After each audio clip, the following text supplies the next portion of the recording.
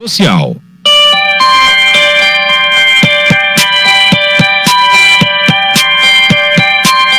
Estamos começando mais um painel do Grupo Sinos, dessa vez com a temática KRS, Arquitetura para Todos, edição Assistência Técnica para Habitação de Interesse Social.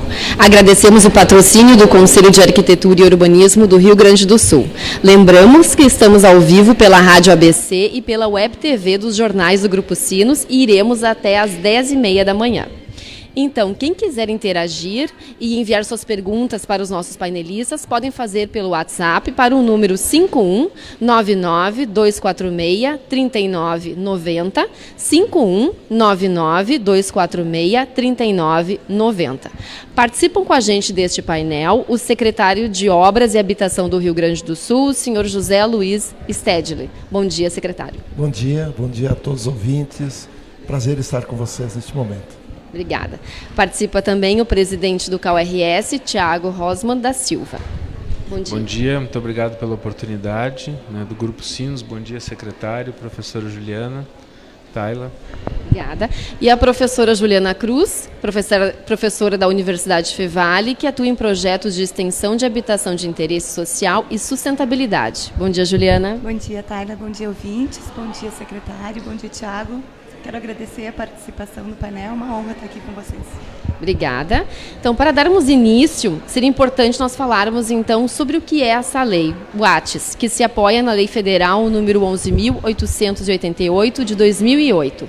Thiago, presidente do CAU do Estado, o que aborda essa lei de assistência técnica para habitação de interesse social? A gente poderia começar, então, definindo essa lei, por favor. A lei, ela busca regulamentar um dos artigos da Constituição. O artigo 6º da Constituição nos garante a todos os brasileiros que são direitos fundamentais a saúde, a educação, a habitação, ou seja, a moradia, a segurança. E nós temos no Brasil políticas públicas que atendem a diversos desses direitos fundamentais. Temos uma ampla rede de educação pública, desde creches, escolas, universidades. Temos uma rede também, uma das melhores do mundo, apesar de críticas e de melhoras que merece. Mas o SUS, o Sistema Único de Saúde, é um sistema universal que oferece a possibilidade de acesso à saúde a toda a população. Nós temos em outras áreas, como, por exemplo, a Defensoria Pública, que oferece o serviço de defesa, ou seja, os advogados, que as pessoas que não podem pagar têm acesso a um serviço público. E nós, na área da moradia, não temos esse serviço público. Ou seja, a Constituição garante esse direito, mas esse direito é inalcançável para quem não pode pagar pelo serviço dos arquitetos, dos engenheiros, de quem trabalha na área da moradia.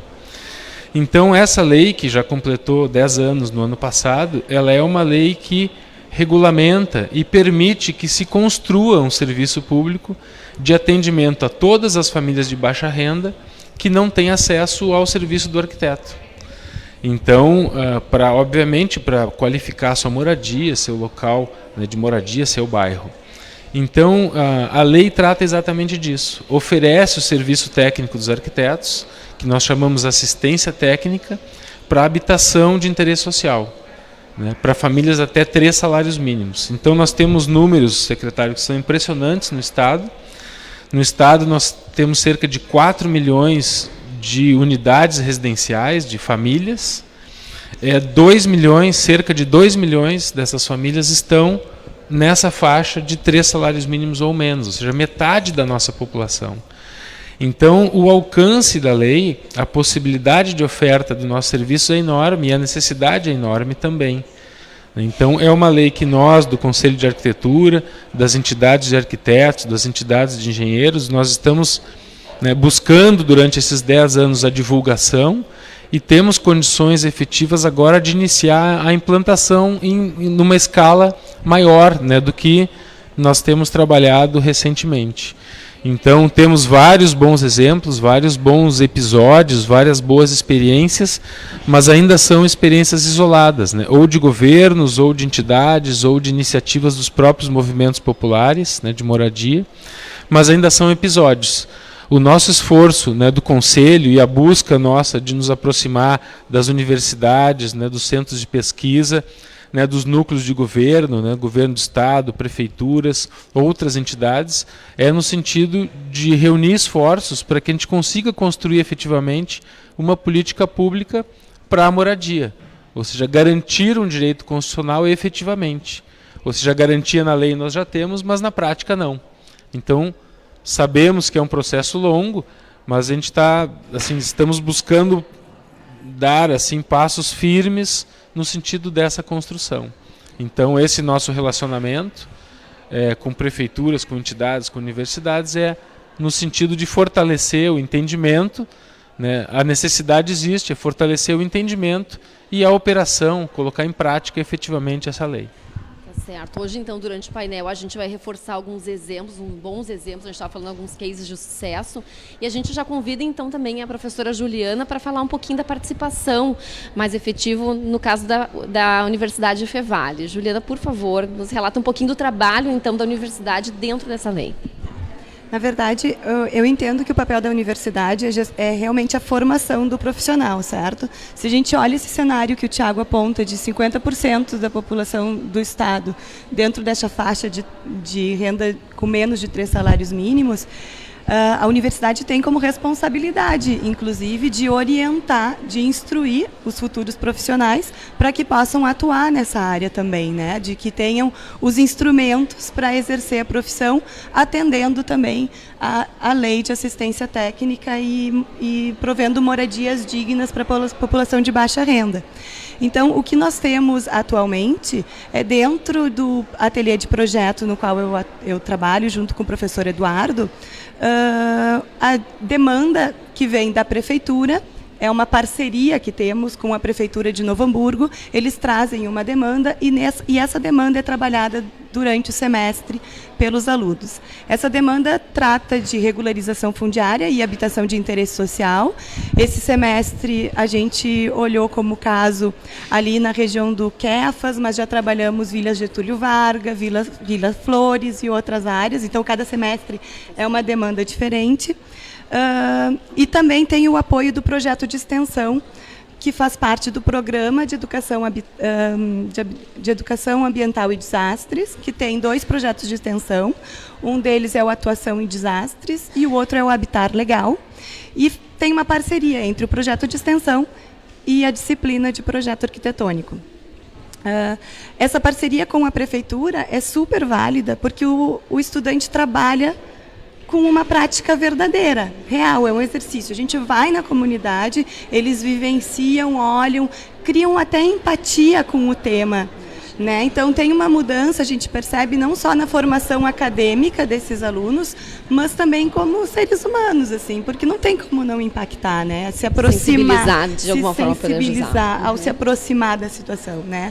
Então isso é o que nós estamos agora atuando, mas nós já tivemos situações em que os projetos de regularização fundiária que teve um acordo aí mais formal de cooperação com a prefeitura em 2009, que hoje os casos estão sendo implementados. O projeto foi desenvolvido através de um acordo de cooperação com arquitetos residentes. Foram 4 ou 5 projetos, eu não me lembro porque eu não fazia parte, né, não fazia parte da instituição naquele momento, mas que culminaram então em hoje a execução de alguns deles, dando um retorno para a comunidade. Então, sim, a universidade tem um papel desde a formação dos estudantes até em conhecimento técnico que a universidade produz, né, de levantamentos, diagnósticos sobre a situação das moradias, sobre a situação da população, sobre o ambiente onde elas estão morando, a questão de riscos de desastres, né, se é uma área de alagamento ou se é uma área passível a uma movimentação de massa, e como é que as pessoas se adaptam a essas situações, né? A autoconstrução é feita e a gente tem aí o papel de observar e interpretar a situação como ela é, né? Eu acho que é um papel bem importante da universidade nesse contexto. Tá certo. Desde que a gente colocou esse painel já nos nossos jornais e rede social, as pessoas estão entrando muito em contato, que é um tema que chama muito atenção. E a gente falou antes até de começar o painel, a gente gostaria então de falar, esmiuçar bem ele para o pessoal que está nos assistindo, está nos escutando, saber como participar, tanto como profissionais, os arquitetos, engenheiros, mas também a comunidade interessada em isso. Então, por isso a minha pergunta agora para o secretário. Como é a relação com os municípios? Como é que as pessoas podem procurar ajuda? Como é feito o cadastro dessas famílias, então, que o Thiago comentou que são de baixa renda, até 3 salários mínimos? Mais uma vez, obrigado, Tayla, pelo convite. Parabéns, Thiago, pela condução do CAU. O CAU é uma entidade que ajuda muito o Estado do Rio Grande do Sul, não apenas o nosso governo no momento. É um prazer te conhecer, Juliana. Sei que é importante, muito importante para o Estado do Rio Grande do Sul, professores nesta área. Eu digo que a habitação é um dos graves problemas do nosso Estado. O governador do Estado nos deu toda a autonomia para defender essa bandeira, para regularizar ao máximo. Quando ele foi prefeito de Pelotas, Eduardo Leite, foi um dos prefeitos que mais regularizou no Rio Grande do Sul habitações populares. Então, eu sou secretário de Obras e de Habitação, mas a prioridade da nossa secretaria é regularização fundiária de baixa renda. O Brasil cresceu sem um planejamento e nós precisamos começar por isso. Tá certo. As pessoas foram tiradas da terra em busca de um emprego nas fábricas, nos grandes centros, por falta de opção. Não cabe aqui, não vou julgar quem fez ou quem não fez, mas os trabalhadores rurais acabaram vindo para Novo Hamburgo, para São Leopoldo, para Cachoeirinha, para Gravataí, para trabalhar nas fábricas, porque com o que eles ganhavam no interior, na colônia, não conseguiam sobreviver. Não tinham saúde, não tinha educação, então não tinha uma política de segurar o homem no campo. E a cidade, e onde foram morar essas pessoas? As pessoas foram morar na periferia. Então é importante que se saiba que a maior parte dos municípios da Grande Porto Alegre tem mais de 40% de áreas irregulares. Ou é área do governo federal ocupada, ou é área do governo do estado ocupada, ou é área do município ocupada, ou são loteamentos clandestinos particulares que as pessoas gostam e que as pessoas se obrigaram. Veja, um mês atrás, um senhor numa cidade aqui da Grande Porto Alegre, ele comprou uma área, loteou uma área grande próxima à cidade e dividiu em 1000 lotes, pagou 5 milhões para pagar em 4 anos, dividiu em 1000 lotes completamente sem infraestrutura nenhuma e colocou à venda os lotes por R$7 mil. Se ele conseguir vender todos, ele vendeu todos num dia. Num dia. Só que isso porque as pessoas também acertaram com ele o pagamento parcelado. Aí eu fui lá acompanhar, ver uma área particular, situação complicada. Mas o que eu vou dizer para as pessoas que estão lá, que não tem outra opção de moradia sem ser essa? É a realidade da economia brasileira, a realidade do povo brasileiro. As pessoas não estão morando na periferia ou não moram num terreno que não tem infraestrutura nenhuma porque querem. As pessoas me diziam, falei com quase muitas pessoas, às vezes diziam, secretário, se o senhor conseguir alguma coisa parecida, que pode ser até o dobro do preço, nós pagamos mais parcelas, mas não existe. Então, de fato, apesar dos programas Minha Casa Minha Vida, de tudo que foi feito já pela habitação, é insignificante, é um grão de areia perto do tamanho das pessoas que moram em áreas irregulares no nosso país. Então, eu, como secretário da Habitação, percebendo esse problema, nós estamos criando forças-tarefas, nós vamos trabalhar com os municípios, porque nós não temos como regularizar sem a parceria dos municípios. E nós temos o CAU como excelente parceria e já tem dado exemplo nos prédios públicos ocupados. Na minha secretaria, a política não é tirar ninguém da sua área. Na minha secretaria, a política é regularizar e fazer com que as pessoas possam morar com dignidade numa casa ou num apartamento com qualidade, que ele tenha todo que ele tenha escritura do terreno, que ele pague os tributos melhor. Isso tudo beneficia a todos. Todo investimento que nós fizermos em construção civil e também na regularização e em todos os investimentos necessários que for para melhorar a vida, vai melhorar a vida de todos, não só de quem vai. Nossa, porque com certeza. Vai contratar pedreiro, vai contratar... Construção civil é o que mais movimenta a economia. Essa é a missão que me foi dada, é isso que eu estou assumindo com muita dedicação. Aqui em Novo Hamburgo mesmo, nós temos várias áreas. Precisamos também da parceria com cooperativas habitacionais, que o Rio Grande do Sul, eu tenho dito, é o estado do Brasil que tem mais cooperativas. O Rio Grande do Sul sozinho tem mais cooperativas habitacionais do que todo o Brasil juntos. Tá certo. E são cooperativas decentes, fazem um ótimo trabalho, principalmente aqui na região de Novo Hamburgo, Campo Bom, e nós precisamos fortalecer essas parcerias. Tá certo. Então, assim, as pessoas que tiverem alguma dúvida, a gente recebeu muitas perguntas, a gente falou antes também. 2 irmãos, quer participar, escutou esse painel, quer participar, então liga lá para a secretaria, o senhor tinha passado um número, eu vou repetir aqui então para o pessoal saber, que é o 51-3288-5765, 51-3288-5765, ligando lá o pessoal consegue informar então, dar todo o procedimento de como deve ser feito. Ou o senhor acha que os municípios já têm esse mapeamento e pode procurar direto os municípios? Como é que a gente poderia ser mais prático, quem está nos escutando? Depende do município, tem municípios, principalmente os grandes municípios, todos eles têm Secretaria de Habitação.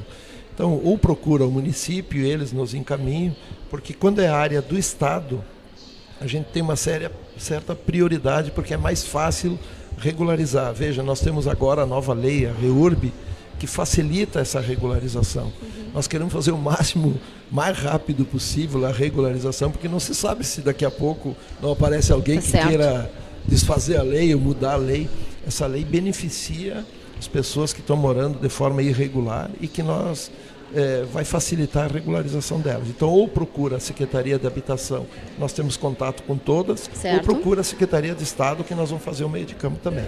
Tá certo. Tiago, vamos falar um pouquinho então sobre o profissional, o arquiteto, o engenheiro, que se interessar em participar. A gente tinha conversado antes, mas eu queria que tu comentasse como é esse trabalho. É um trabalho voluntário, é um trabalho remunerado, como eles fazem para participar? Depois eu consigo também dar o serviço, mas só para eles entenderem a participação deles nessa lei. A lei prevê uma forma de participação remunerada, né? Como os professores das escolas públicas, como os profissionais da área da saúde no SUS, como os advogados na Defensoria Pública. Então, isso abre para o profissional, o arquiteto, uma oportunidade de trabalho, uma quantidade, né? Ou seja, um enorme mercado de trabalho que nós, infelizmente, não conseguimos atender de uma forma privada, né? Então, essas famílias, eventualmente as cooperativas, né, que têm uma capacidade, né, de poupança um pouco maior, mas são pessoas que estão desassistidas do nosso serviço, né? E é uma atuação que ela não é apenas assim, ou seja, a obra de edificação da casa. Isso envolve um problema de segurança, isso envolve um problema grave de saúde. Então, as pessoas que estão morando em área de risco ou que autoconstroem as suas casas, muitas vezes sem conhecimento e colocando a sua própria família em risco, né, da estabilidade dessas estruturas, da forma como constroem, infelizmente não têm o acesso. Ou as famílias que moram em casas, que a própria casa deixa a família doente.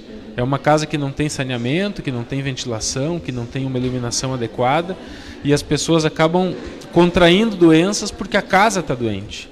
Então, a atuação do arquiteto, ela é uma atuação para curar a casa, para relocar famílias que estejam em área de risco. Então, ou seja, uma grande oportunidade de trabalho. Temos formação e competência para isso, dada pelas faculdades. Temos muito interesse dos arquitetos do Rio Grande do Sul em participarem dessas ações e estamos construindo. Então, nós temos um canal dentro do CAL, que foi um gabinete de assistência técnica que iniciou agora em janeiro desse ano, e nós estamos construindo as parcerias com o Estado, com municípios e com outros agentes para iniciar o desenvolvimento dessa política pública, né? E temos certeza que no momento adequado, né, teremos um grande interesse e participação dos profissionais arquitetos. Isso é o que nós estamos construindo, essa oportunidade que nós estamos construindo agora. Legal. Então, para os profissionais que desejarem então saber mais sobre como participar dessas ações, eles podem entrar em contato com o CAU-RS pelo e-mail gabineteatis@caurs.gov.br ou ainda pelo telefone 51 3094 9846. 30949846, de segunda a sexta-feira, das 9 horas da manhã às 5 horas da tarde. A gente aproveita, Juliana, aqui, a gente já começa ainda, a gente está quase no intervalo, mas a gente tem um tempinho aqui para a gente começar falando sobre esses bons exemplos, esses cases de sucesso que a gente falou, de ações que já foram feitas, né?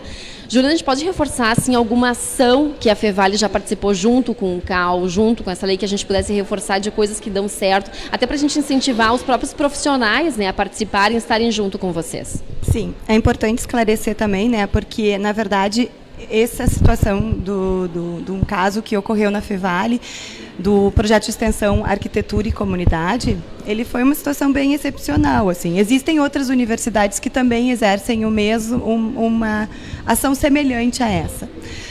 Então, teve um acordo de cooperação naquele momento, em 2009, entre a Prefeitura, o CAU, acredito que o IAB... exato. Era o CREA, depois o CAU. O IAB, eu acredito, estava envolvido também. Eu não fiz parte desse projeto. A coordenadora do curso, Luciana Neri, fez parte, junto com outros professores. E foi desenvolvido, então, uma parceria para desenvolvimento de projetos de regularização fundiária e habitação de interesse social. Esse projeto de extensão envolveu, então, alunos bolsistas, né, alunos voluntários do curso, envolveram professores e envolveram também arquitetos residentes, arquitetos recém-formados que retornaram a partir de um edital que foi feito para a seleção desses alunos, para o desenvolvimento do projeto de regularização fundiária de 4 ou 5 áreas do município de Novo Hamburgo, que foram demandas da própria prefeitura. Né? Então, esses processos foram desenvolvidos dentro da instituição, através da Lei de Assistência Técnica, né, que permitiu que esse cenário acontecesse. E hoje, de 2009, 10 anos depois, algumas dessas obras estão sendo executadas, deram continuidade, daí essa continuidade quem deu foi a prefeitura mesmo, e elas estão sendo executadas. Legal. Tiago, vamos aproveitar e falar também de alguns cases. A gente falou de algumas cidades que a gente já pode falar que já tem alguns projetos bem-sucedidos. Por favor. Nós temos o melhor exemplo no Brasil, é o exemplo da gestão passada do governo do Distrito Federal, do GDF. Né? O governador Hollenberg e diversos arquitetos que participaram, né, como secretários, né, de algumas ações relevantes no Distrito Federal.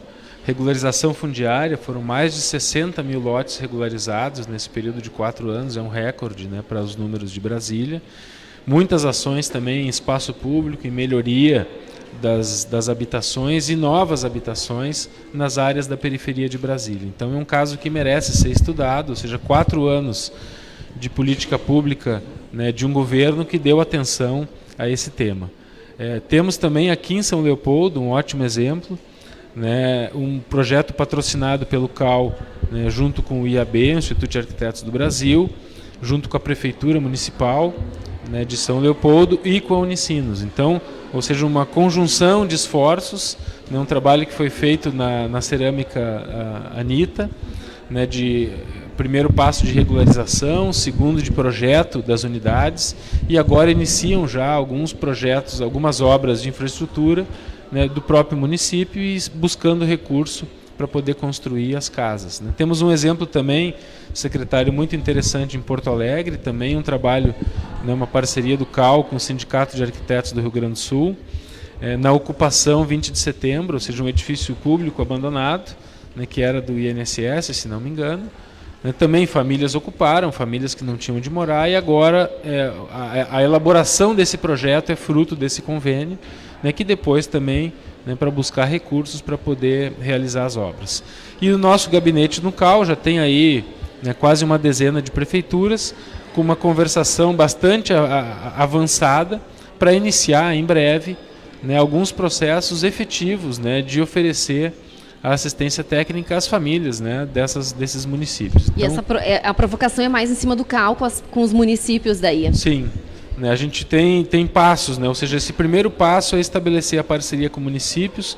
O secretário comentou os grandes municípios, mas eu diria assim, os médios e muitos pequenos, eles têm Secretaria da Habitação, eles fizeram planos de habitação, muitos deles têm fundos públicos, né, com recursos para a área da habitação, e muitas vezes os prefeitos, os secretários têm dificuldade em construir as políticas que possam usar adequadamente esses recursos. Então, o nosso papel no gabinete é ajudar os municípios a utilizarem esse recurso, né, de uma forma coerente, né, na área da habitação, oferecendo, né, através da lei, né, que permite oferecer os serviços à população de baixa renda. Tá certo, a gente vai para um rápido intervalo agora, lembrando que a gente está com o painel temática CAU-RS, Arquitetura é para Todos, edição de assistência técnica para habitação de interesse social. A gente agradece o patrocínio do Conselho de Arquitetura e Urbanismo do Rio Grande do Sul. Lembramos que a gente está ao vivo na Rádio ABC e na Web TV dos jornais do Grupo Sinos e iremos até às 10h30. Para participar, o pessoal pode mandar um WhatsApp para 5199-246-3990. Até daqui a pouquinho.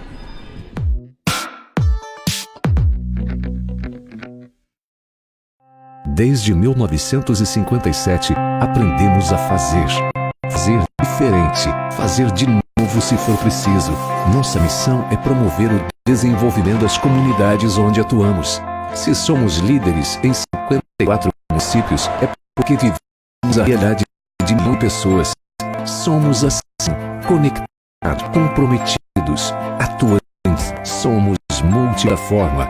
Somos o Grupo Sinos. Nossa, eu nem acredito que já chegou o grande dia. Em um segundo, sua vida pode mudar. Neste tempo, você pode ser vítima da violência. O tráfico, a pirataria e o comércio ilegal financiam esta realidade. Ajude a quebrar este ciclo. Cada segundo que você diz não à indústria do crime é um segundo que pode salvar uma vida. A igreja lotada, toda a minha família, cada detalhe como eu sempre sonhei. E agora vai se realizar.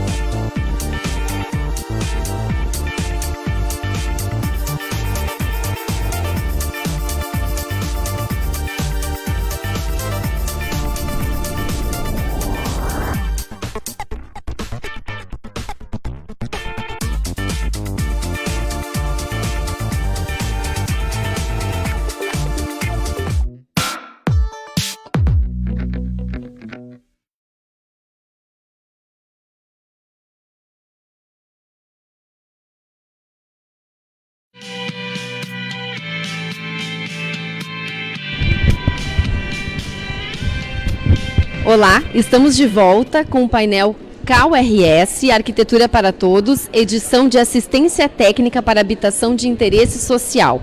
A gente agradece o patrocínio do Conselho de Arquitetura e Urbanismo do Rio Grande do Sul.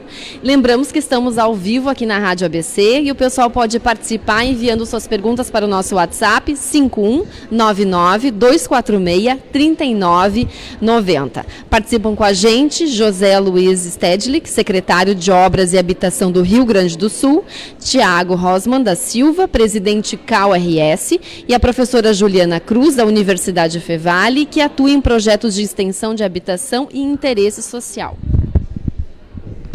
Vamos falar um pouquinho, então, novamente com o Thiago. A gente estava conversando sobre alguns dados bem alarmantes, que diz que 85% dos brasileiros constroem ou reformam sem orientação de arquitetos e urbanistas ou engenheiros. Seria a autoconstrução, como a Juliana já tinha comentado também. E é bom a gente reforçar que a gente recebeu uma pergunta das pessoas justamente sobre isso. Elas não sabiam que precisavam desse auxílio e que achavam que tinham alguma noção, poderiam construir. Vamos reforçar um pouquinho dessas consequências dessas autoconstruções. Por favor, Thiago, Juliana, secretário. A consequência ela é grave, pode ser grave, né? Então, o profissional arquiteto é o profissional que estuda o espaço, a construção do espaço, né? Então, desde uma pequena reforma ao planejamento de toda a cidade. Então, todas as questões relacionadas ao espaço, ao lugar de moradia, de vida das pessoas, faz parte da nossa formação. Essa é a nossa formação. Então, cada pessoa, né, que vai construir a sua casa, né, deve, ou deveria, ou poderia, né, buscar a orientação de um arquiteto. Né, qual a melhor orientação para uma janela, né, de um quarto receber mais luz? Qual a melhor organização, né, para o interior da sua casa, as áreas molhadas de cozinha, de banheiro, as áreas mais privadas, o pátio, o acesso, né, as normas também, né, de segurança, de acessibilidade, de estabilidade da construção. Esse é o nosso trabalho. Então, o que a lei está permitindo e o que nós estamos buscando é oferecer esse trabalho a todas as pessoas, não apenas a esses 15% que têm condições de contratar o nosso serviço. Então é buscar chegar nos outros 85%, né, que com certeza tem uma necessidade extra em função da sua limitação de recursos. Então a autoconstrução, né, que coloca muitas vezes em risco a saúde, a própria vida das pessoas em função da estabilidade da construção, elas não são assistidas hoje. Então, buscar atender a esses 85% é o nosso grande objetivo. Tá certo. O Juliano tinha falado alguma sobre formação de liderança dentro da universidade. Vamos fazer essa relação também, então, o Thiago falou. Na verdade, o que a gente encontra no projeto de extensão, a gente tem atuações em campo e a gente encontra situações onde não existe um líder na comunidade que possa fazer a representação, ou quando existe, elas não são muito claras. E eu acho que no momento em que as comunidades elas têm uma liderança, uma representante, ou trabalham e atuam de forma mais coletiva, todos esses processos para a regularização fundiária, para a garantia dos seus direitos, acabam sendo facilitados, porque estão em grupos e não sozinhos, né? Então a gente trabalha também dentro do projeto de extensão. Parte da nossa atuação é tentar identificar e agrupar essas pessoas, né? Nós tivemos um caso no semestre ano passado que foi muito legal, que foi com uma moradora no bairro Quefas. Ela tem um grupo de senhoras que ela recebe na casa dela todas as quartas-feiras. A dona Naira, ela é uma pessoa sensacional, uma mulher. A gente acaba se envolvendo com as histórias também. Que claro recebe, que sim, imagino. claro que sim. E nós propusemos para ela fazer, em parceria com uma escola, a Kurt Fauser, um cine na comunidade. E nós achávamos que esse cine não ia ter um impacto tão grande quanto teve. Foi uma parceria, então, entre a escola, o grupo Novo Amanhã, que é o grupo da dona Nair, a Universidade Fevale e um grupo de arquitetura e urbanismo, Translab Urb, que levaram um inflável, uma arquitetura efêmera, onde foi projetado então uma sequência de filmes. Eles levaram pipoca, a comunidade levou cachorro-quente, etc. O que teve de importância esse fato? Agora, a dona Nair e a escola promovem uma vez por mês uma feira. Uma feira para a comunidade, onde artesãos, as pessoas podem ir vender seus produtos. Então, de alguma maneira, eles começam a se ver como um coletivo, como um grupo de pessoas, né? Começam a aproximar as pessoas. Então, acho que esse papel é super importante, assim, de que eles tenham esse senso de comunidade, né, de coletividade, para conseguir, então, ações de regularização fundiária nas áreas que não estão regularizadas ainda, etc. Tá certo. Secretário, a gente recebeu uma pergunta aqui, eu acho que foi a primeira pergunta que a gente recebeu na semana passada, que é sobre o programa Cartão Reforma. A pessoa pergunta se esse programa ele tem a ver com essa lei que a gente está falando agora, 11.888. Qual é a relação programa Cartão Reforma para essa? Não, ainda não tem esse programa. Nós estamos lutando para que o governo federal, aliás, no Brasil nós temos mais de 6 milhões de déficit habitacional. Quem são essas pessoas? Quem são essas famílias? São pessoas de baixíssima renda que estão alugando um quartinho, morando de favores, e as pessoas que moram em locais de áreas de risco sem banheiro. Esses são 6 milhões. Só não significa botar os outros todos que moram em área degradável, triplica o número. Mas qual é a ação nossa? Nós queremos diminuir esse déficit, é por isso que nós estamos lutando para conquistar recursos para novas moradias, e o CAL pode ser muito parceiro nisso, de ajudar de planejar os loteamentos, de planejar as casas, de mostrar alternativa para as pessoas. No Rio Grande do Sul são 300 mil o déficit, mas áreas irregulares de moradia são mais de 1 milhão. E é para essas que nós podemos fazer. A gente sente essa necessidade nos loteamentos que a gente vai, da dificuldade de as casas, 95% foram construídas sem um projeto. As pessoas foram construindo para morar, já foram ampliando, primeiro a sala já está morando ali porque não tem outro local para morar. Exatamente. Então, quero parabenizar o CAL por isso, pela colocar à disposição. Mandar um abraço para o Clóvis Ingenfritz, que foi o autor da lei, que é meu amigo e muito querido da população do Rio Grande do Sul. E essa lei é fundamental para melhorar a qualidade de vida da população. A Tayla comentou do trabalho voluntário, né? O trabalho voluntário ele é importante na conscientização e na criação, ou seja, no início desses processos, né? E o que nós estamos buscando é que esse trabalho, essa vontade de participar, ela se transforme em algo perene, né? Então, de que maneira nós podemos conseguir isso?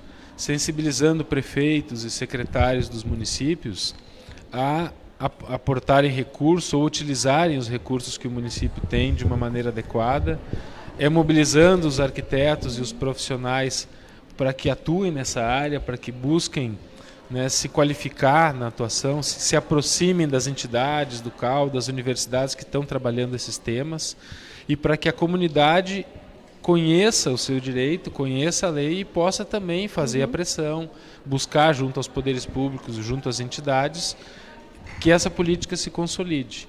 Então a gente tem, ou seja, qualquer política pública ela tem sempre um tripé, né? Então tem os profissionais que vão oferecer o serviço, né? Tem o poder público que vai organizar e vai financiar e vai aportar recursos nesse serviço, e tem a comunidade, a população que é beneficiada. Então a assistência técnica não é só um programa de moradia, ela é um programa de saúde, de segurança, ela é um programa de geração de emprego e de dinamização da economia, da microeconomia, né? Ou seja, as pequenas lojas lá dos vendedores de material de construção, né, dos pedreiros, dos instaladores, que essas comunidades já existem nessas comunidades e que vão se qualificar para atender essa demanda, né? Tem agora várias ONGs, né, que estão promovendo o trabalho feminino na área da construção, ou seja, a formação de mulheres para atuar na construção civil.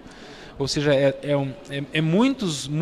muitas instituições, órgãos, pessoas interessadas nesse tema. O que nós estamos buscando é a sinergia para que a gente consiga efetivamente fazer girar essa roda, né, de uma maneira mais permanente, para que esses episódios se transformem em algo permanente, em exemplos, né, para os próximos que vão realizar, né, também essas ações.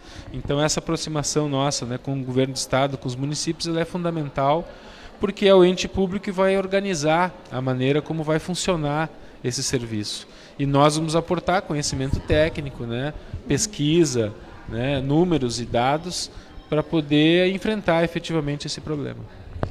Enquanto isso, a universidade está, de alguma maneira, tentando mostrar esses instrumentos dentro das comunidades, né? Dizer que esses instrumentos existem, que é também um ato de cidadania, né? Inclusive de entendimento da sua ação como cidadão, de criar essas redes, então, de conexão entre dentro da comunidade, o prestador do serviço, a empresa de material de construção, porque, na verdade, o que a gente encontra quando a gente fala de autoconstrução, pode acontecer, claro que sim, mas existem também o caso daquela tem um senhora... case, né, que a gente lembra, alguma família, não, mas ideia é que a gente teve. O que pode acontecer é de ter uma senhora que mora na casa... Ela não tem condições físicas para construir a sua própria casa. Então, essa rede dentro da comunidade, ela é extremamente importante para, através de mutirões, parceria, um apoiando o outro na construção das casas, porque às vezes é uma mulher, mãe de família, que não tem condições, que trabalha fora, que depende da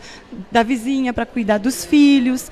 Então, ter essa rede dentro das comunidades é super importante para fortalecimento deles também, né? E para que o exercício e o emprego da lei também possa ser facilitado. Tá certo. Então, quem se interessou, a gente recebeu algumas perguntas só para relembrar. Quem tem interesse, a comunidade que tem interesse em saber mais e gostaria de ser beneficiado, o telefone da Secretaria do Estado é a 513288 5765. E para os profissionais de arquitetura que desejarem também saber mais e participar, procure o CAL pelo telefone 51 30 94 9846, de segunda a sexta-feira, das 9 horas da manhã às 5 horas da tarde. A gente aproveita esse momento porque, como a gente conversa um pouco antes, parece que o painel ele é pequeno, pouco tempo para a gente conversar.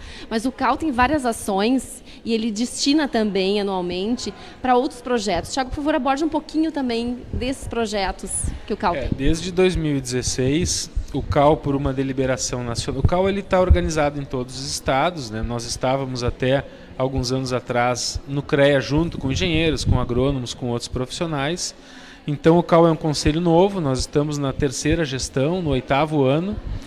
As primeiras gestões foi de construção e de organização, né, da própria instituição, e essa gestão agora a gente tem um foco em realizar alguns desses projetos que são projetos históricos da profissão.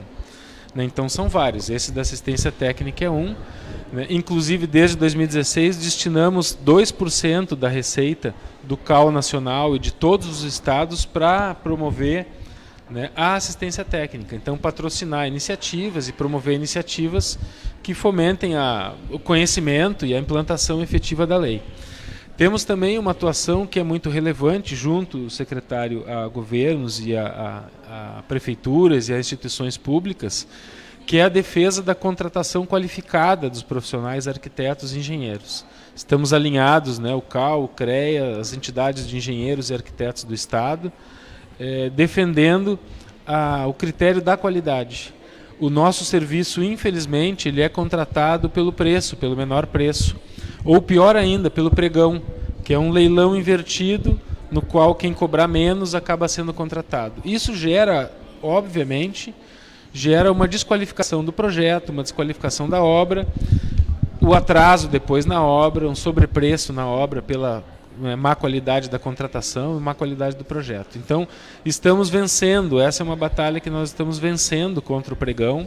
Ele já tem decisões em esferas superiores de tribunais, também entendimentos do Legislativo Federal de que o pregão não é adequado para contratar um serviço que é um serviço intelectual, que é um serviço que busca a qualidade, a economia.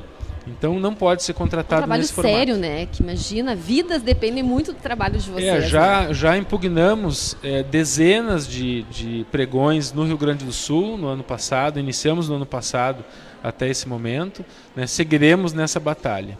Outra também que nos parece fundamental e relevante, não só para a nossa profissão, mas para várias outras, é o ensino à distância. Né? Ou seja, as ferramentas tecnológicas que permitem o ensino à distância são fundamentais para a qualificação do ensino.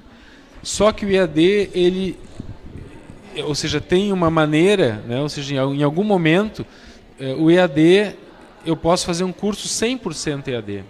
Então é uma distorção, ou seja, uma ferramenta que é uma ferramenta para qualificar o ensino, ela se transforma em algo para substituir o ensino presencial e o ensino de qualidade.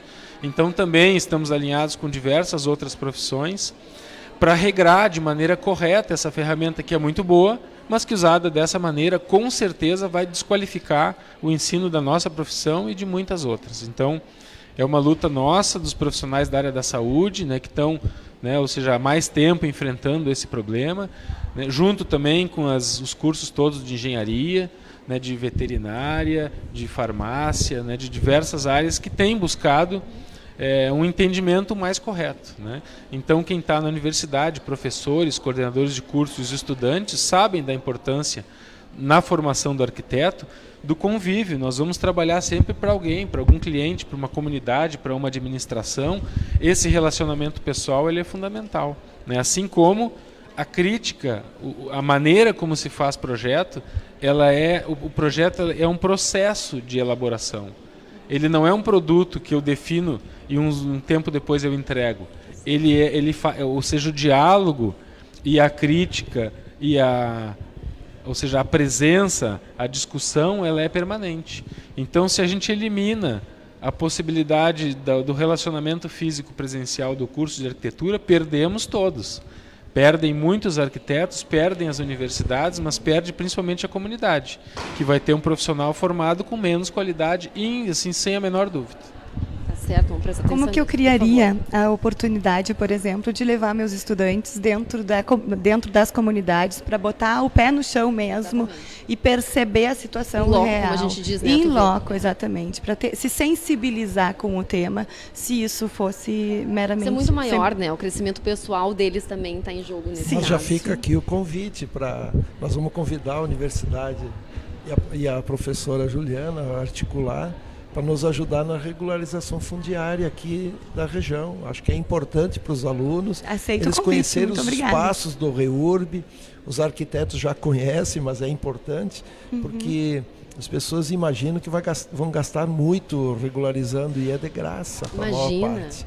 E é um título que a pessoa vai ter e fica um conhecimento para a vida toda. Um aluno que regulariza 5, 6 famílias, ele já cumpriu uma função importante social, e já fica o convite aqui. Secretário, nós temos muito interesse, sim, de resgatar essa ação que foi feita pela Arquitetura e Comunidade, né, de reestruturar isso novamente. Acho que foi uma parceria muito positiva, resultado ótimo para todos, tanto para os alunos, para nós como professores, para a comunidade em si, para as prefeituras e para a prefeitura em si. Então, com certeza, agradeço. Acho que seria muito legal, sim, que nós articulássemos essa movimentação. Estaremos juntos. O aprendizado, né, secretário, pela experiência, né?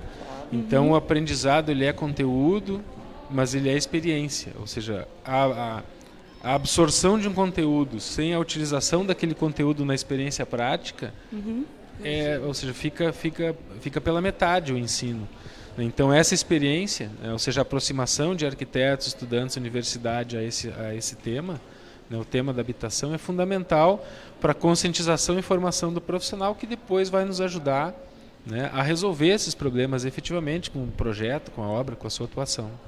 No ateliê, por favor. No ateliê de projeto que a gente trabalha esse semestre, a gente trabalha com 3 temas. Um deles é regularização fundiária. O segundo tema é traçado de rotas de fugas e abrigos emergenciais. Então, tem todo um planejamento urbano de áreas que foram demarcadas como áreas suscetíveis a movimento de massa. Os alunos pensam em uma rota de fuga, pensando na segurança dos moradores até uma zona neutra, e abrigos emergenciais que se montam, uma arquitetura efêmera que se monta e se desmonta dentro de uma área, um vazio urbano da cidade. E o outro tema é um retrofit, que foi um tema que nós trouxemos esse semestre. Já havia algum tempinho que a gente gostaria de inserir esse tema, e esse semestre deu, e tem sido bem legal, que é retrofit de um edifício no centro da cidade para habitação de interesse social, que é um tema bem contemporâneo, né, que nós ainda não tínhamos introduzido, mas também é uma forma de atuação. Então, a gente tenta, dentro da disciplina, demonstrar alguns cenários onde o arquiteto urbanista pode atuar nesse contexto de habitação social. Tá certo. A gente recebeu uma pergunta, acho que direcionada ao secretário, mas eu gostaria que vocês complementassem.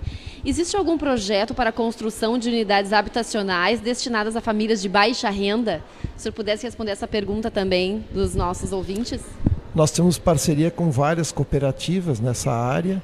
Estamos vivendo num vácuo aí de indefinição do governo federal, porque são recursos do governo federal, e há uma troca das coordenações nacionais, E isso traz uma indefinição e nós não queremos incentivar muito enquanto nós não soubermos qual é o valor do montante que nós teremos para o Rio Grande do Sul.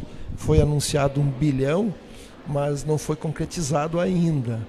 A hora que tiver a concretização desse valor, a gente vai chamar as cooperativas, chamar as secretarias municipais e nós ver se essa é a nossa prioridade. Independente disso, nós temos parcerias com os governos municipais para pelo menos a gente conseguir terrenos para as pessoas. Porque daí já é um início e aí as pessoas podem contratar individualmente a Caixa Federal para construir a sua moradia de acordo com a sua capacidade de pagamento. Então, nós estamos trabalhando com isso. Estamos fazendo um levantamento de todas as áreas ocupadas do estado do Rio Grande do Sul, para nós definir, nem tanto para ter o número que a gente tem uma noção, mas para nós definir prioridades. Olha, essa aqui está nessa situação, basta ir no cartório, já foi feito o cadastro, já foi feito todos os passos. Então, com esses dados, nós iremos iniciar uma grande mobilização e que nós contamos com as universidades, o CAL sempre foi parceiro e principalmente com as prefeituras. Faremos juntos, independente de ter a secretaria ou não, porque tem municípios pequenos que não tem secretaria, é apenas um departamento de uma secretaria, normalmente planejamento, né? Sim. E daí a gente vai fazer essa ação coletiva para resolver isso. Nós temos um programa, Minha Casa Minha Vida, de 2 ou 3 gestões do governo federal. Estamos apreensivos também sobre a continuidade ou não desse programa. É um programa que nós, arquitetos, criticamos muito, porque a padronização dos projetos e o incentivo à ocupação de periferias, que gera problemas urbanos. Só que nós sempre criticamos no sentido de melhorar o programa, não de que ele terminasse. Assim como criticamos a educação pública e o sistema de saúde para que ele fique melhor. Não para que ele, né? Assim que a gente acaba construindo. Não para que ele deixe de existir. Então o programa Minha Casa Minha Vida, ou que venha a substituir, ele é fundamental. Ou seja, a produção de novas moradias e o aporte de recursos importantes melhora a condição das famílias, melhora a saúde, melhora a economia. Então, os arquitetos, nós temos muitas sugestões de melhoria no programa. Então, a ocupação das áreas centrais, dos edifícios desocupados, a ocupação dos vazios urbanos, que já tem uma infraestrutura de serviços, de redes, de equipamentos no seu entorno. Ou seja, o programa Minha Casa Minha Vida, ele incentivou muito a criação, a concentração em áreas periféricas. Aí o município depois tem que levar água, tem que prover o transporte público, etc. Então, estamos apreensivos, aguardando também quais vão ser as orientações do governo federal para que a gente possa nos aproximar e oferecer a nossa contribuição, para que seja um programa qualificado, para que melhore muitos aspectos que nós consideramos negativos do Minha Casa Minha Vida. Além só um segundinho, claro. Além da parte arquitetura, urbanismo, é fundamental, nós da Secretaria, nós somos contra qualquer grande loteamento. Nós achamos que isso foi feito um grande loteamento há pouco tempo, ano passado, numa cidade aqui da Grande Porto Alegre, mais de 2.500 famílias, foram tirados de vários bairros.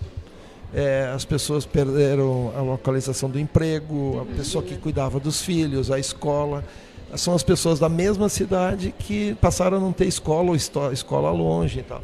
Então, na nossa opinião, são pequenos loteamentos planejados nos vazios urbanos que dê qualidade de vida e que as pessoas não precisam sair do entorno que ela viveu a vida inteira. Então, isso é um pensamento que a Secretaria tem de desenvolvimento da habitação popular. E a lei de assistência técnica, ela permite atender a família onde a família mora. Ou seja, essa família já tem relações sociais, as crianças já vão na escola, tem um posto de saúde, tem linha de ônibus. Então é a melhoria da sua casa e do seu ambiente urbano próximo, onde ela já mora. Ou seja, a gente incentiva essa localização. Então nos parece também um dado relevante, ou seja, não é tirar essa família de onde ela mora e levar para outro local desestruturado do ponto de vista urbano e de equipamentos públicos. É qualificar onde ela mora, com um projeto adequado à sua necessidade. Então nos parece também uma grande vantagem da possibilidade de implantação da lei, é oferecer esse serviço para a pessoa onde ela está, ou seja, qualificando a casa, qualificando as relações já existentes, né? Ou seja, muitos dos problemas dessas famílias já estão resolvidos, né? A escola, o transporte, o posto de saúde, mesmo em áreas irregulares, muitas, né? A grande maioria recebe, né? Ou seja, a concessionária de energia fornece energia, água, transporte, né? Nós queremos oferecer também o serviço de qualificação da casa, da moradia, que é um direito fundamental. Tá certo, a gente entra agora na reta final do painel, foi rápido, como a gente comentou.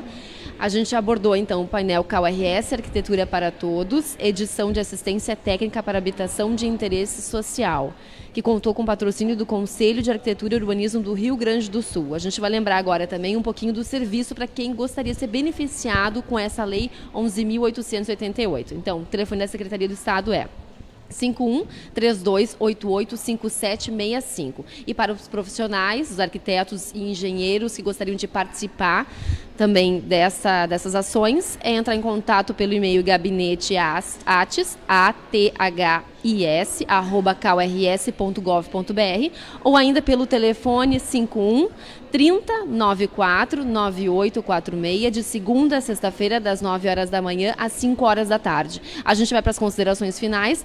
Gostaria de me despedir, também deixar esses minutinhos para a Juliana Cruz, professora da Fevale, deixar seu recado, alguma ação que a universidade gostaria de divulgar também nesse momento. Obrigada, Tayla. Obrigada pelo convite de estar aqui. Eu gostaria, na verdade, de aproveitar a oportunidade para dar uma instigada nos meus alunos, né, para a formação de um grupo de estudantes. É um escritório modelo de arquitetura e urbanismo que é promovido pelos estudantes para ações nas comunidades, que também é uma das maneiras importantes que a universidade pode articular. Então, fica o convite aí para os meus alunos articularem um EMAU e entrarem em contato comigo para a gente organizar essas ações.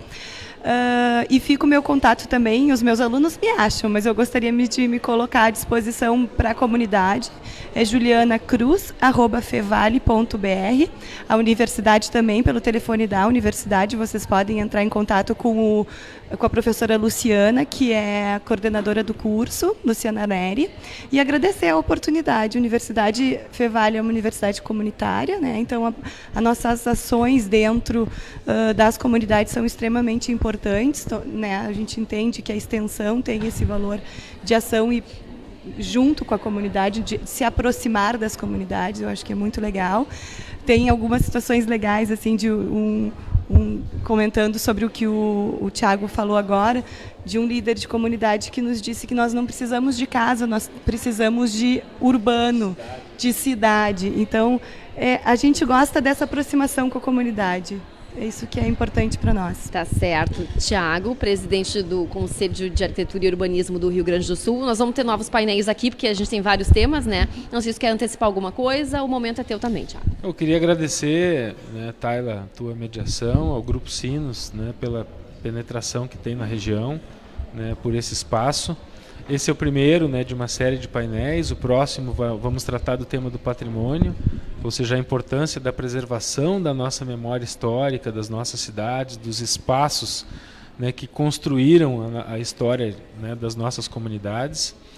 Queria, né, agradecer à professora Juliana pela parceria, né, da Fevale, né. Nós temos também, né, relação, né, com diversas outras universidades, faculdades do interior do estado. Estivemos na UPF, na Univates, na URGS, na Unicinos, ou seja, temos uma rede, né, ampla e mobilizada, né, das escolas de arquitetura para nos darem suporte, né, nesse e em outros temas. Agradecer também a parceria, né, do secretário Sted, secretário que foi prefeito, né, de Cachoeirinha, sabe das dificuldades, né, de enfrentar esses problemas no dia a dia, né, da administração pública.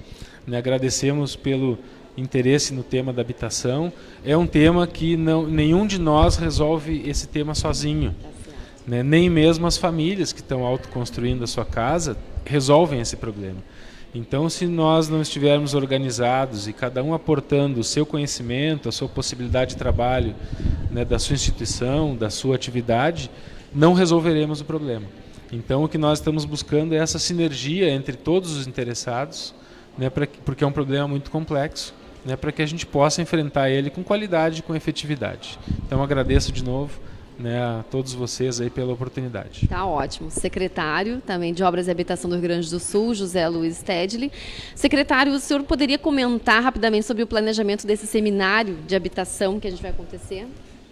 Na verdade, em primeiro lugar, queria agradecer o convite para estar aqui presente, a tua mediação, Tayla, toda a equipe da CAU, né, que está aqui presente e que tem um trabalho maravilhoso no estado do Rio Grande do Sul, a professora Juliana, já fica aqui o convite a nossas parcerias, mas uma parceria também importante, nós vamos realizar não é um seminário, é uma conferência. Inclusive a CAU vai ser convidado para ser um dos palestrantes da conferência. E onde nós traremos a Secretaria Nacional de Habitação, a Caixa Econômica Federal. Nós vamos debater os grandes entraves que tem hoje a habitação popular e também a regularização fundiária no Brasil. A lei do REURB, enfim, o projeto também do CAU, tudo isso vai ser debatido nessa grande conferência. E vou convidar seus alunos, professora Juliana, deixar aqui mais uma vez um abraço do governador Eduardo Leite, que se empenha para que a gente possa regularizar e regularizando e tendo projetos como esse da CAU, nós dá qualidade de vida à população tão esquecida e abandonada nos nossos bairros, das grandes cidades em especial. Tá certo, esse foi o painel CAU-RS Arquitetura é para Todos, edição Assistência Técnica para Habitação de Interesse Social. Fiquem ligados nas nossas redes sociais, um abraço e até a próxima.